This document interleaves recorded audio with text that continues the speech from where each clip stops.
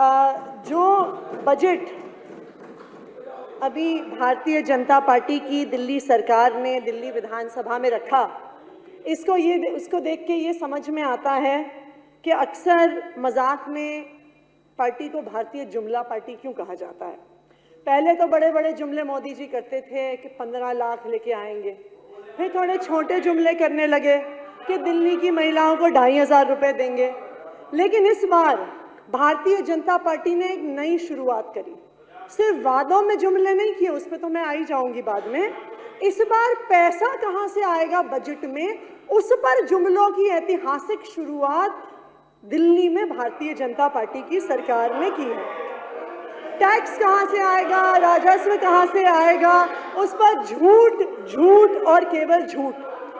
जब बजट से पिछले दिन इकोनॉमिक सर्वे प्रेजेंट नहीं हुआ तो मैं भी सोच रही थी कि आखिर क्यों नहीं हुआ, इसका क्या कारण था।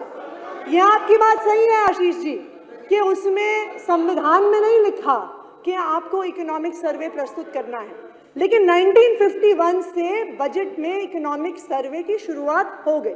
1964 से उसको अलग डॉक्यूमेंट बना के 51 से 64 तक वो बजट का हिस्सा होता था। 64 के बाद से उसको बजट से पिछले दिन प्रस्तुत किया जाता था।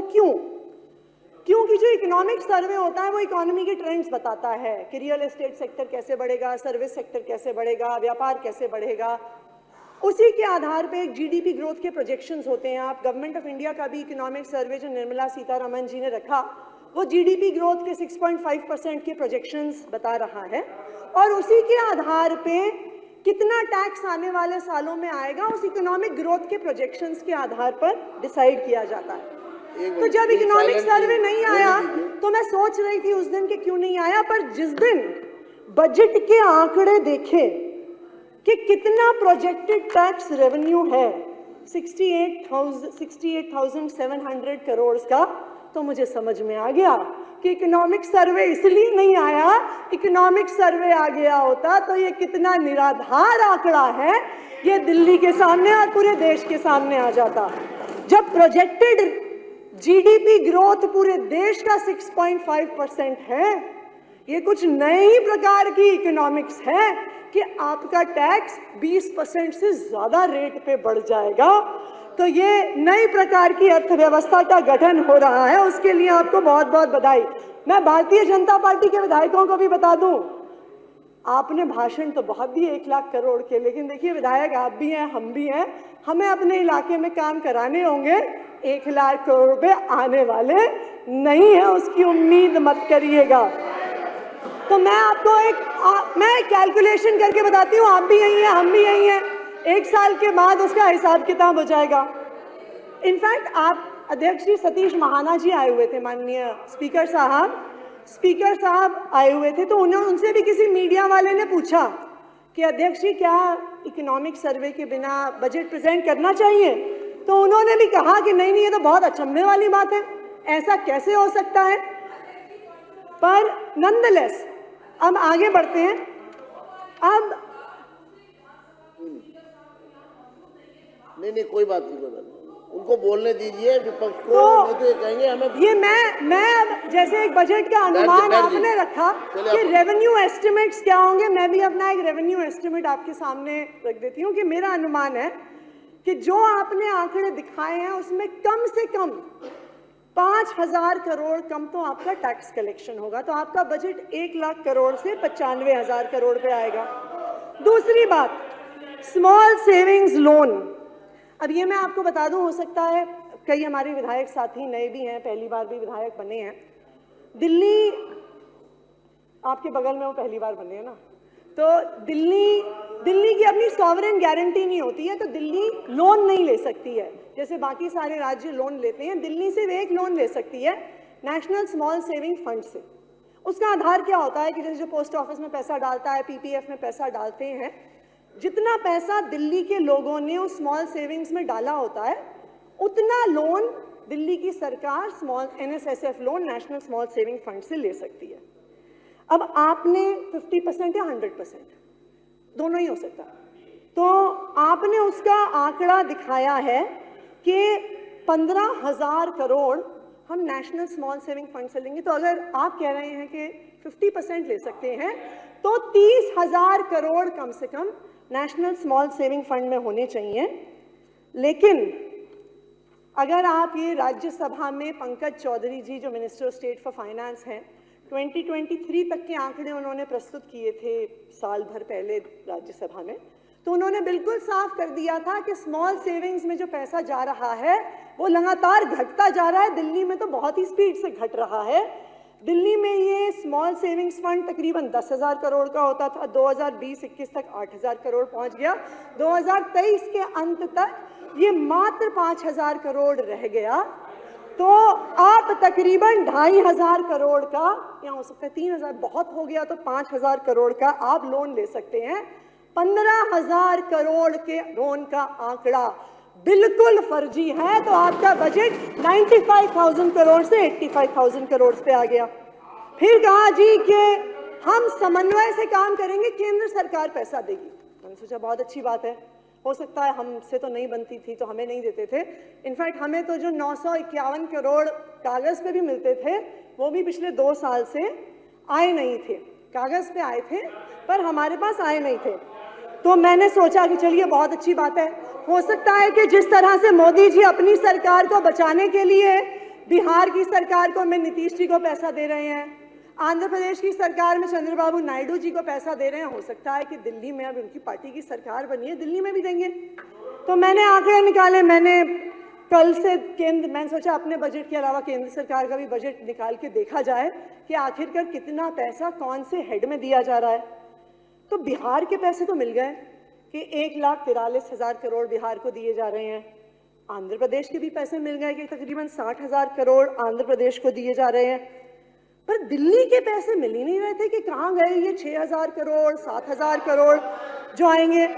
तो हमने सोचा कि एक बार ही देख लेते हैं कि ये पैसे कहाँ हैं जो केंद्र सरकार से आने थे। तो आपके बजट, दिल्ली सरकार के बजट डॉक्यूमेंट में लिखा था कि 2 हेड्स में पैसे आएंगे।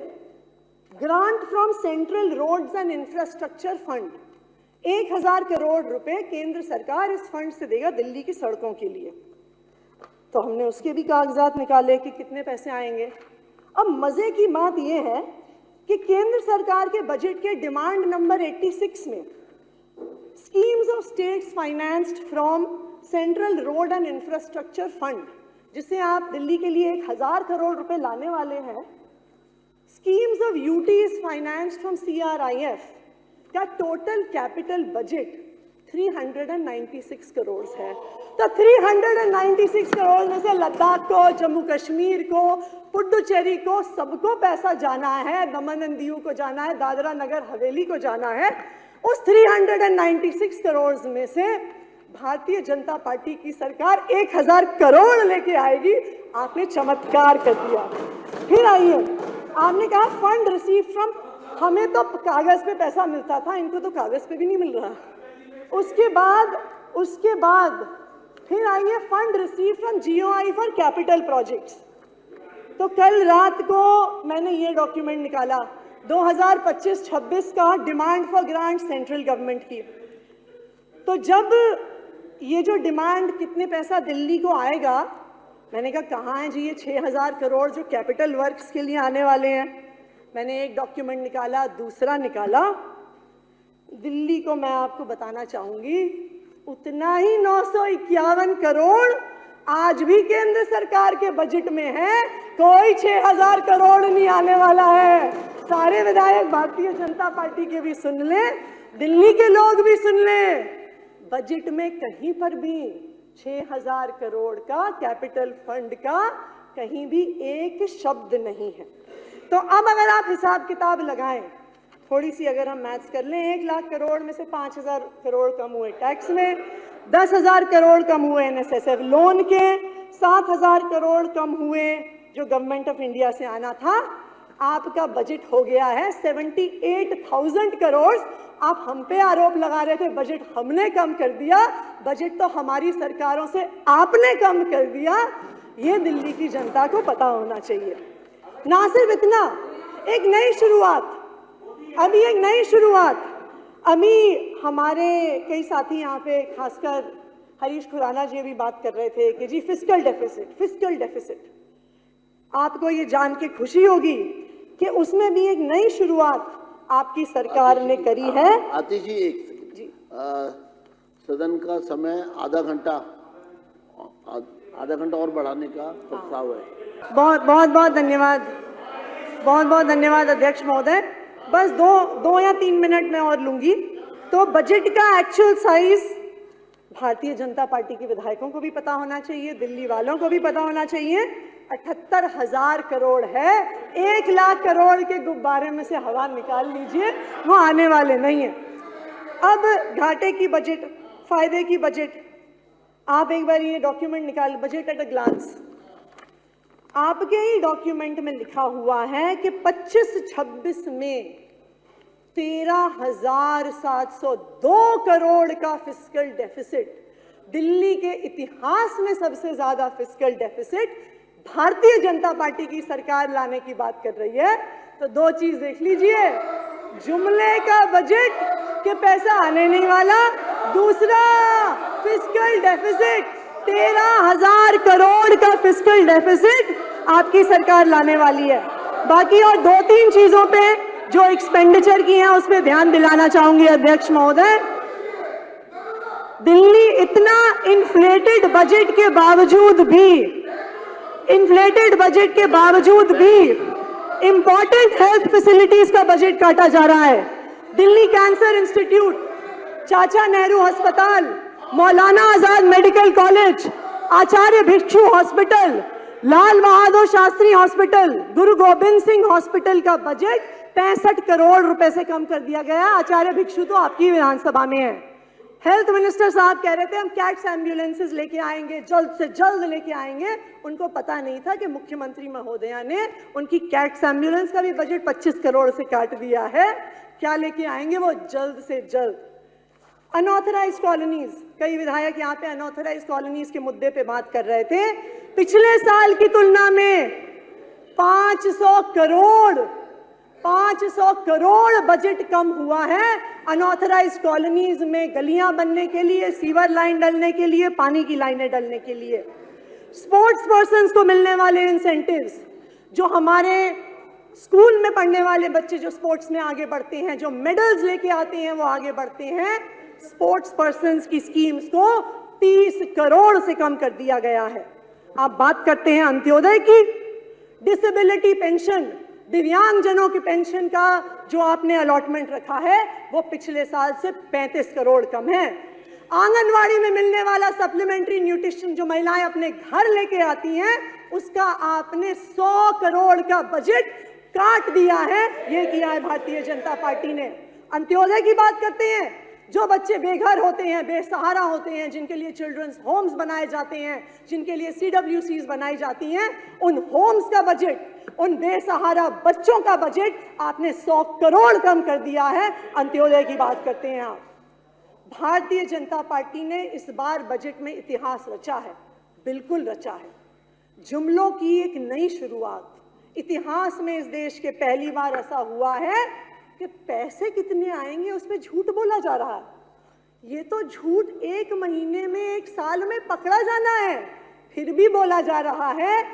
78,000 करोड़ के बजट को 1 लाख का बताया जा रहा है, घाटे का बजट लाया जा रहा है, और जो मूलभूत सुविधाएं दिल्ली वालों को शिक्षा की, स्वास्थ्य की, चिल्ड्रंस होम्स की, आंगनवाड़ी में खाने की मिल रही थी, उनका खात्मा किया जा रहा है। यह है भारतीय जनता पार्टी का बजट।